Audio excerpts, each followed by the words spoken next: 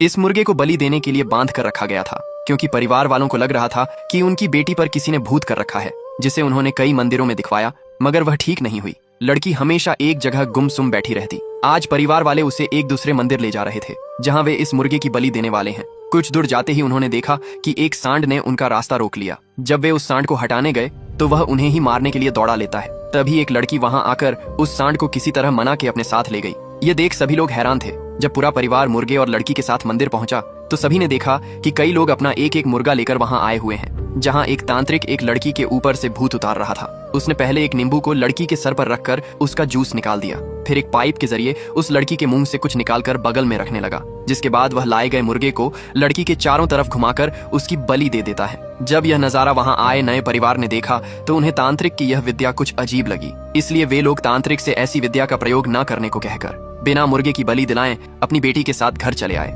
ऐसी जगह जहां पर पुलिस वाले बस्ती के लोगों को चोरी को अपने सर लेने के लिए बोली लगाने को कहते हैं। सभी बस्ती के लोग चोरी के इल्जाम के लिए बोली लगाना शुरू करते हैं। कोई 100 कोई 80 रुपए की बोली लगाता है, लेकिन तभी एक आवाज आई जो सिर्फ 60 रुपए में तैयार हो गया। दरअसल चोरी 5000 की हुई थी, जिसमें ऊपर से नीचे तक सबको उनका कमीशन मिल गया था। जब लड़के ने 60 रुपए कहा तो पुलिस वाला उसे अपने साथ लेकर थाने चला आया। कुछ देर बाद वहां सीनियर इंस्पेक्टर आया। उसने लड़के को चोर समझकर पीटना चालू कर दिया, जिस पर लड़के ने इंस्पेक्टर की सारी सच्चाई कह दी कि पुलिस वाले उनके बस्ती से कैसे पैसों की लालच देकर उन्हें ले आते हैं। यह सुनकर इंस्पेक्टर ने जाते हुए पूरे थाने को सस्पेंड करने की बात कही। तब पुलिस वाला गुस्से में वापस आया और लड़के को पीटने लगा। फिर अगले दिन पुलिस वाला फिर से उसी बस्ती में पहुंचा और सभी बस्ती वालों को बंदी बनाने के लिए कहने लगा। फिर वह एक एक आदमी को पकड़ने के लिए अपनी फोर्स भेजने लगा। तभी बस्ती के गरीबों को बचाने के लिए एक लड़का फौलाद बनकर आया और देखते ही देखते उसने पुलिस वालों को धूल चटा दी। क्या यह लड़का वहां के पुलिस वालों को लाइन पर ला पाएगा? देखेंगे नेक्स्ट पार्ट में।